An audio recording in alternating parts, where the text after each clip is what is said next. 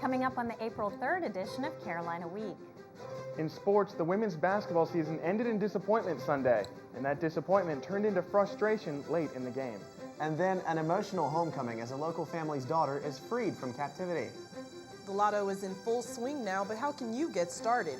I'm Crystal Calloway, and I'll show you how to get in on the games.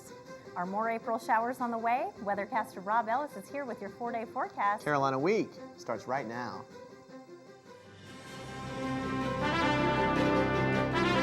From the School of Journalism and Mass Communication at the University of North Carolina at Chapel Hill, this is Carolina Week.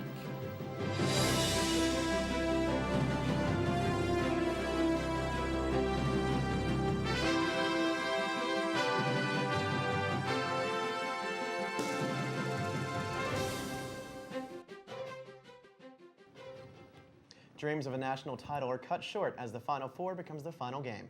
Good evening, I'm Philip Jones. And I'm Shaheen Sayal. The frustrating fight against the Maryland Terrapins sends the Tar Heels home early and empty-handed. Michael Crow is here with the highlights. Michael, disappointing game. Mike, it looked for a while that the Heels were going to be able to pull it off, and a lot of analysts said it was their championship to lose. Yeah, Carolina came through a really tough Cleveland regional, and it just seemed like they ran out of steam in the Final Four. And Again, Maryland strategy to beat the Heels for the second time this season was tough defense. And the Terps were ready for a fight, and post players Laura Harper and Crystal Langhorn led the way against the Heels. Even after Ivory Latta injured her knee, the game was neck and neck through the first half. The battle raged between the conference rivals and sent Maryland coach Brenda Frese on a rampage at that call. That's not very classy. Late in the game, the Heels looked ready to come back with a pair of crucial threes, but that's just when the rally stalled. We'll have player comments coming up later in sports. we'll also have a behind-the-scenes look at the Heels' trip to Boston coming up. Tough loss, Michael. Sure was. All right, thanks very much, Mike. Thanks, Michael. Well, people around the world are celebrating the safe release of journalist with Chapel Hill roots. After being held hostage in Iraq for 3 months, Jill Carroll is finally home. Reporter Shelley Basinger has the story. Jim Carroll stepped out of his Chapel Hill home Thursday with a smile on his face. He was finally able to announce that his daughter Jill was coming home. Got the call this morning. I got the call a little before 6. Jill called me directly, and it was quite a wake-up call, to say the least. 28-year-old reporter Jill Carroll spent almost 3 months as a hostage in Iraq. She flew into Boston Sunday to unite with her parents and her twin sister Katie. Carroll isn't the first reporter held hostage, and her experience shows the risk of reporting in a war zone. Even so, UNC sophomore Tyler Vaughn says he wants to report internationally after he graduates. He spent last summer in the Middle East. This is the most diverse place, I use diverse in a loose sense, that I've ever been in my life. I thought that I was going to come back this authoritative expert on the Middle East, and I came back going, wow, I don't know anything. Even after seeing reporters like Carroll held hostage, Vaughn says he still wants to be a reporter, possibly in Iraq. As for the future of reporting in Iraq and in the Middle East, I think the bottom line is that we don't know what's going to happen. It's hard to predict anything of the future in the Middle East. That's one of the things that I learned this summer. Future kidnappings can't be predicted, but Jim Carroll reminds everyone that current kidnapping victims should not be forgotten. It's been a long haul, and we're done with it now. And don't forget the other American hostages and other hostages of all nationalities still being held in Iraq. In Chapel Hill, I'm Shelley Basinger, Carolina Week. Jill Carroll is expected to hold a press conference sometime this week. Marketers are hoping to brand downtown Chapel Hill as part of a campaign to promote a friendly, clean, and safe environment. The town has contracted an advertising agency, The Splinter Group, to design a logo and to develop a website for the area. Executive Director for the Downtown Partnership, Liz Parham, says it's all meant to give downtown Chapel Hill a unique identity. The Downtown Partnership and the university will split the $15,000 cost of the project. $10 million in sales, almost $1.5 million in prizes, and more than $2 million raised for education. That's how the lottery did in its first day. And all that money came from just 4 games. Crystal Calloway is live in the studio with the Lottery Lowdown. Crystal? Philip, North Carolina is the 42nd state to have a lottery, and in its first week, it's already catching up to other states with more than 500 stores selling tickets. The North Carolina Education Lottery is up and running, and now's your chance to cash in.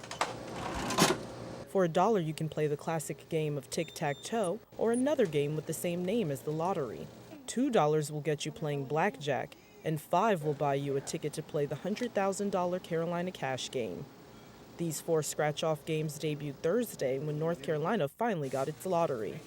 So far, Walter Young is the biggest winner at the Key Food Mart on West Rosemary Street. He took home $100 on his very first try and hopes others will be just as lucky. Hopefully you'll get a winning number.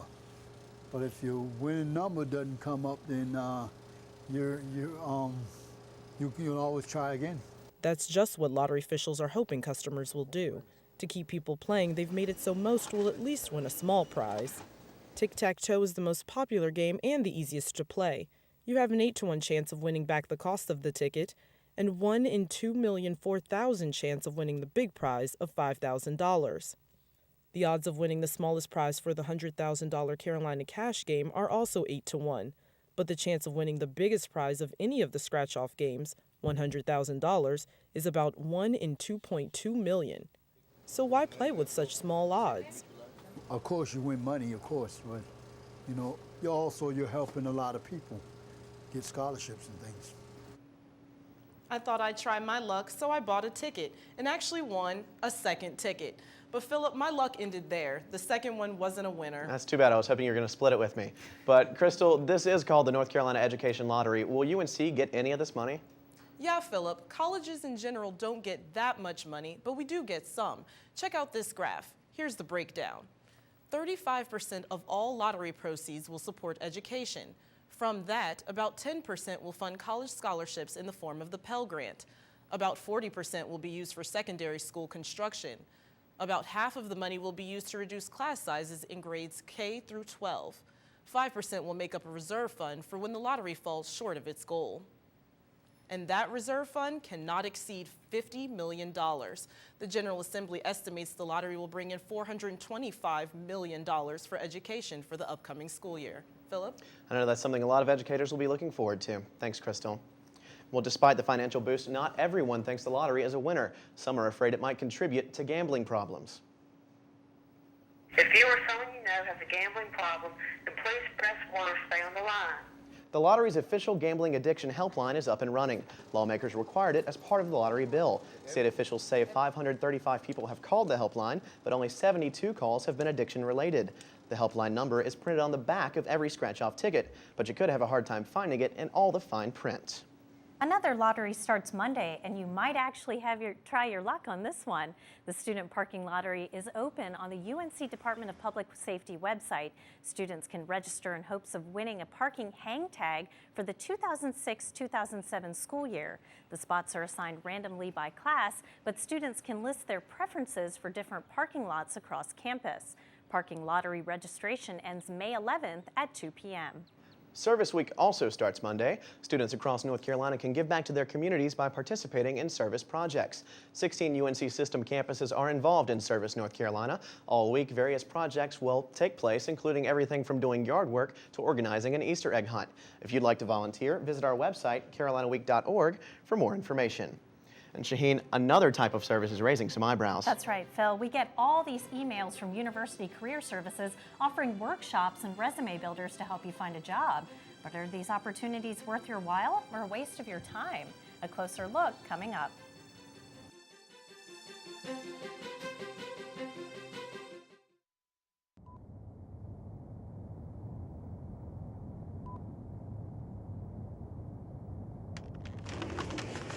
If you're not recycling, you're throwing it all away.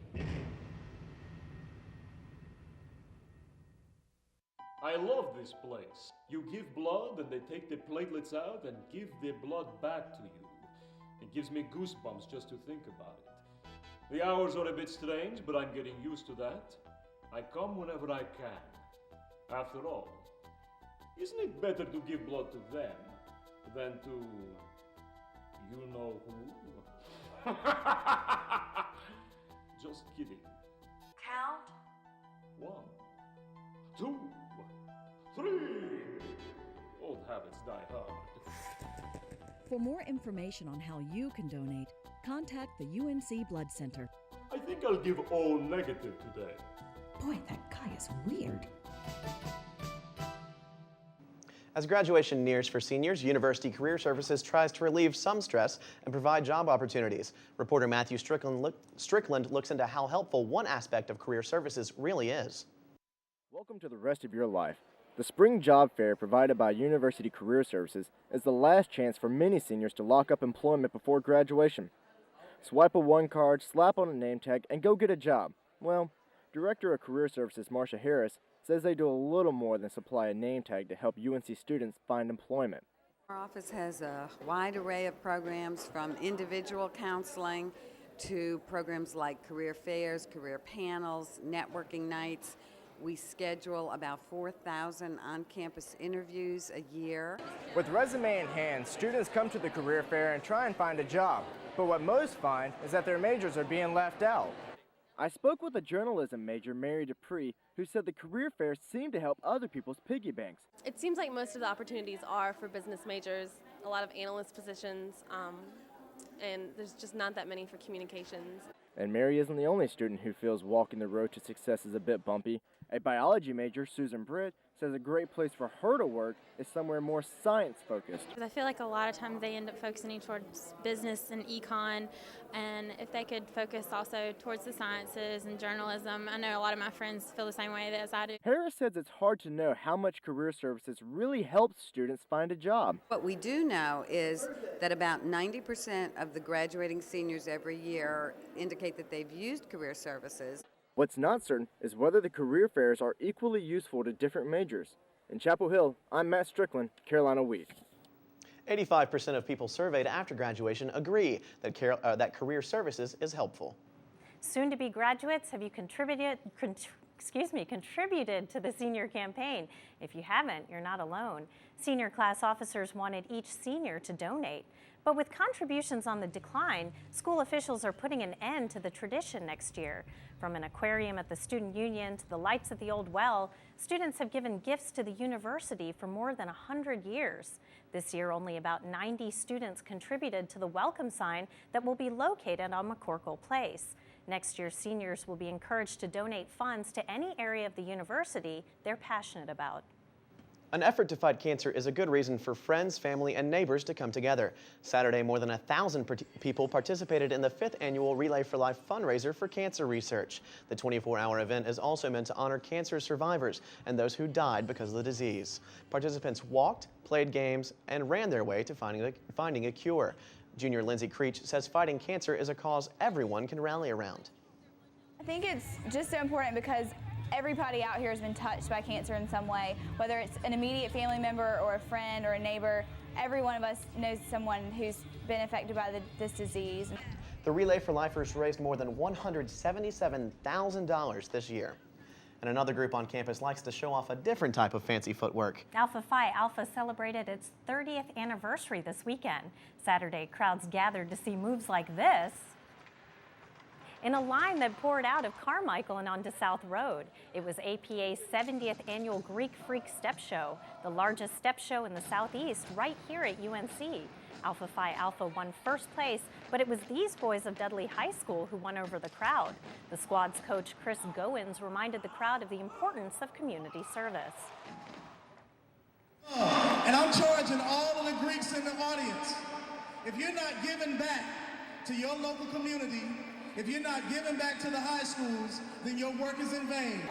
This group's creative moves earned a standing ovation and put smiles on the judges' faces. They certainly had some beautiful weather this weekend to get out and do a show like that, but Monday morning we got our first taste of April showers. That's right. Weathercaster Rob Ellis joins us now. Rob, I woke up this morning to thunderstorms, too. Yeah, they woke me up as well. I was kind of frightened by that. Monday morning, things just were not looking so good, and I'm not talking about me as I wake up in the morning. I'm talking about the thunderstorms, but by afternoon, the sun came out, and so did the students. But will the sun keep shining through the rest of the week? I'll let you know coming up in your 4-day forecast. Soprano with a cardiologist, someone who will sing their heart out. Just what they're doing at a local community theater. See, the Sopranos Choir and the Cardiologist Hospital contacted their community coalition and started a children's theater. They knew busy kids are less likely to try drugs. And that's music to everyone's ears. What can your group do? Contact your community coalition at helpyourcommunity.org. Because you get more when you get together. Properly inflating my tires burns less fuel and saves me money on gas. Yeah, I'm saving Mother Nature from pollution, but more importantly, she saved me $11. Ow! Environmental defense. Get green. By keeping my car regularly tuned, I save money on gas and repairs. That also means cleaner air. You know, feels good to help save the cash, planet. Environmental defense. Get green. For more tips, go to getgreen.com.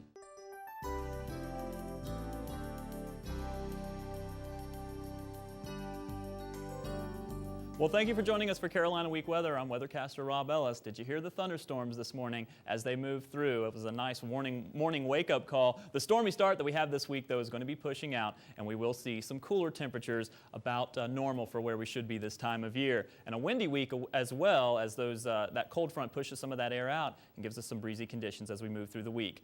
Typical of April. Let's look at the typical April satellite map that we have. Look at the swirl in the clouds here, and that's one of our systems that move through that's giving us a chance for all this rainfall. These are typical of this time of year, the contrast between cold and warm as we make it through spring, and we're going to see several of these coming down the line over the next several weeks. Let's zoom into the southeast, to see what's going on. We have lots of clouds over North Carolina, and this is really why we've seen that severe weather. The cold front is going to be pushing through, and as it does so, it's going to be triggering several showers and thunderstorms all throughout North Carolina. In fact, we've had a severe risk through the day on Monday. Let's zoom into the radar to see what we see outside. This is what moved through this morning, and this is why we saw a lot of those showers and thunderstorms with lots of thunder. A little hail was reported in the mountain regions, as well as some damaging winds earlier last night. So this is a potent system, and we're keeping an eye on it. In fact, there was a tornado watch issued for most of North Carolina Monday evening, so something we need to be aware of. Let's go ahead and look at the surface map so we can see what we expect for the next week. This is the cold front. We're really in the warm sector right now, and so that's why we're seeing that destabilization of the atmosphere.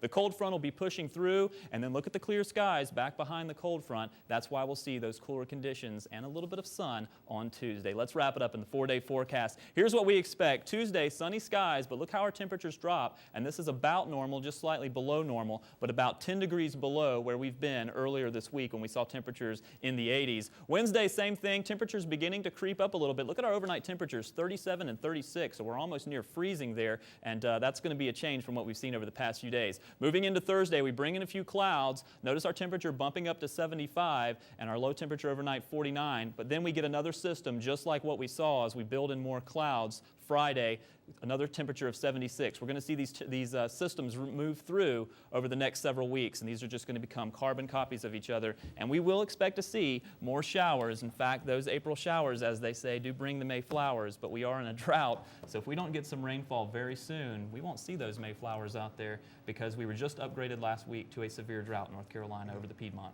Wow, that's something we definitely we need to be thankful for, that we've been getting all this Absolutely. rain. We don't want the severe weather, but the rain is nice. Exactly. Well, thanks, Rob. All right, thanks very much, Rob. Sportscaster Michael Crow is back with us again, and as you alluded to earlier, that knee injury to Ivory Lotta in the first half really hurt the heels down the stretch. Yeah, she bounced back quickly from it, but you have to wonder how much it affected her play down the stretch. And the Maryland Terrapins certainly have had Carolina's number this year, snapping the Heels' run at a national title. We'll give you a behind-the-scenes look at the Heels in Boston coming up.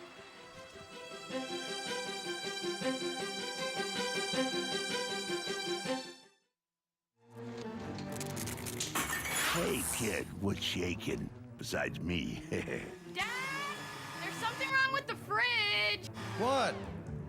Ooh, a snack. Got energy hogs in your house? Now you have the power to do something about them. Log on to energyhog.org. Because nobody likes an energy hog. Hey, they got Charlie! Eh, who cares?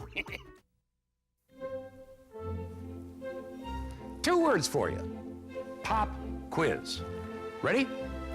Name any funny movie. A drama. Name a mystery. And one more thing. Name the movie your kids saw today in science class. Know what really matters. Know about your kid's school. And know about your kid. Find out 100 ways to know more, do more.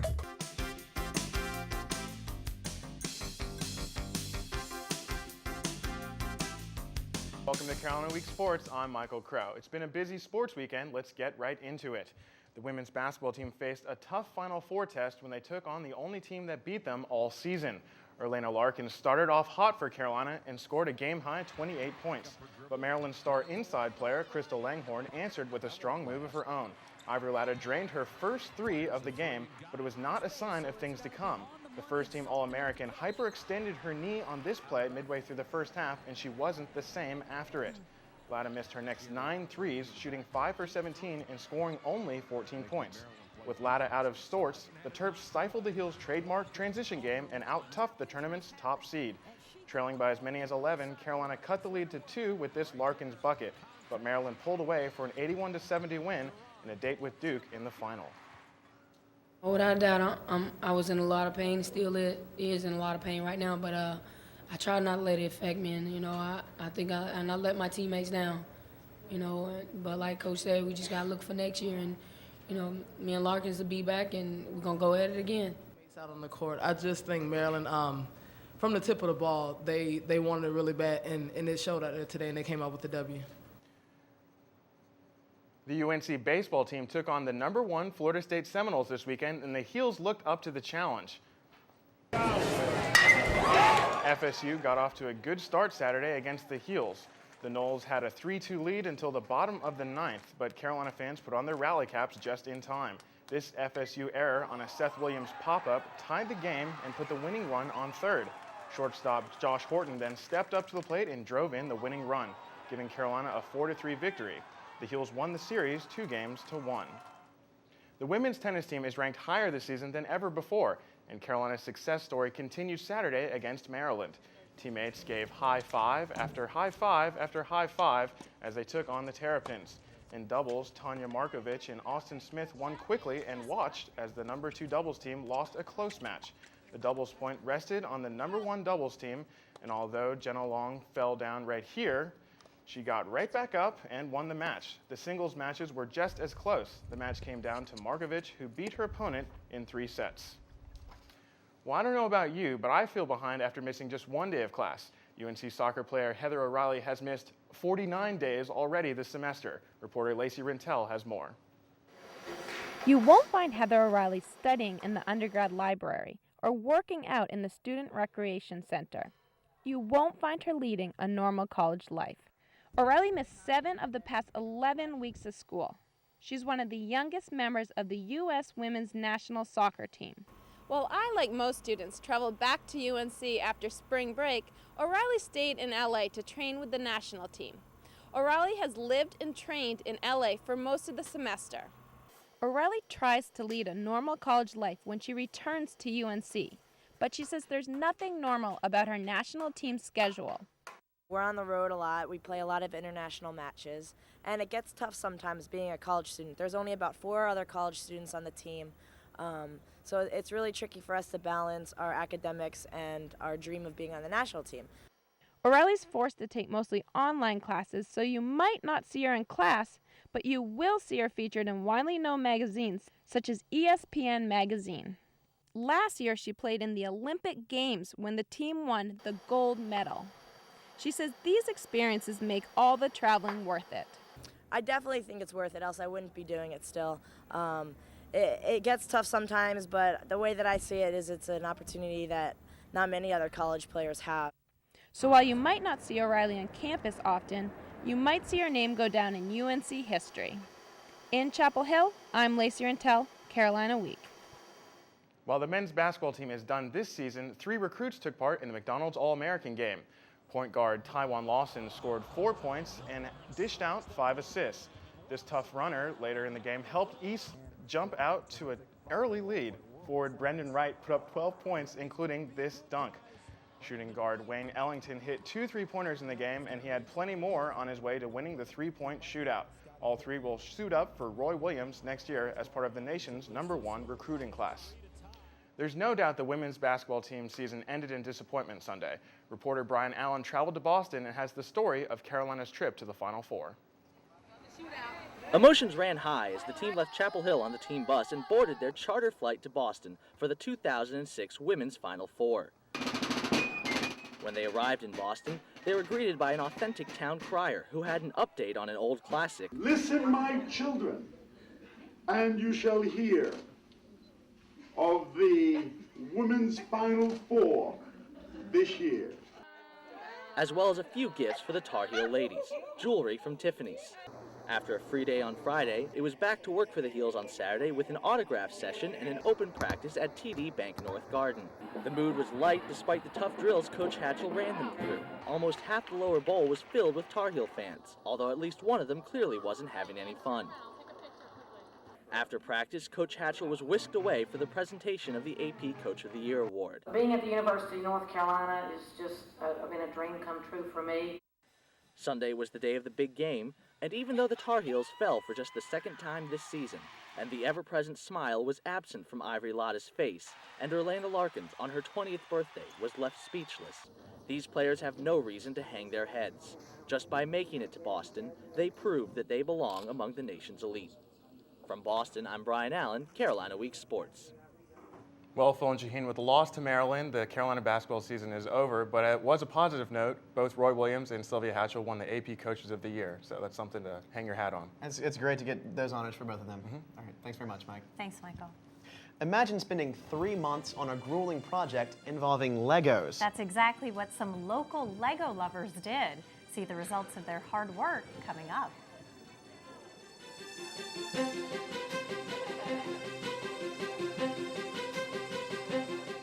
When you buy disposable and overpackaged products for your home, you're really saying, I'm fine with depleting natural resources. Pollute our air and water. Energy? Wasted. People tell you, hey, go for less packaging. Check out reusables. Buy stuff in bulk. Well, you tell them, no thanks. I'd rather throw it all away. Buy smart, waste less, save more. If you have a story idea, contact Carolina Week at 843-8292. You can also visit us online at carolinaweek.org. If you have questions about this program, write Carolina Week at Campus Box 3365, UNCCH, Chapel Hill, North Carolina, 27599. Shaheen, be honest. Did you ever play with Legos as a kid? Okay, I did. And actually, I still do. I thought in the commercial break, I think we caught you playing with some. But my years of Lego experience cannot match some of these local enthusiasts. Here's Kelsey Richards with that story. People of all ages gathered at the Moorhead Planetarium and Science Center on Saturday afternoon to visit Legopalooza. Budding artists got the chance to show off their Lego designs as part of the North Carolina Lego Users Group. Some members took up to 3 months to create their designs. One of the artists, Cynthia Bradham, says she's been designing Legos for more than 30 years, but her main goal is just to have fun. My goal in this display was just to make something that would be engaging and fun for the kids to see and fun for me to build and create, and I think it turned out pretty good. Children could also try their hand at making some Lego creations. Organizers set up an engineering station with motors for children in 4th grade and older, and a creation station for smaller children with a giant mat of Lego pieces. Jaquetta Abbey has been working at the Moorhead Center to help organize this event for months and says she thinks building is a good opportunity for children to further their love of science. We try and foster like a love of science and then learning, and it's like using toys such as like Legos or something, kind of gets their, mind thinking in a different way. Like maybe, I do want to go into science or, engineering and, do something like that. This is the second year that Legopalooza has been held at Moorhead Planetarium. And with Legos like this, you can see why it would be fun for kids of all ages. The event planners say they hope to make Legopalooza an annual event. In Chapel Hill, I'm Kelsey Richards, Carolina Week. That's amazing. These kids, building those Legos into amazing. I was never good with the Legos as a kid. Well, I was going to ask you, did you play as a young? No, both of my brothers did. I never could get the hang of it. It's not my thing. What did you play with, Phil? We don't have time for that, unfortunately. But that's going to do it for this edition of Carolina Week. Thanks for watching. Have a great night. Good night.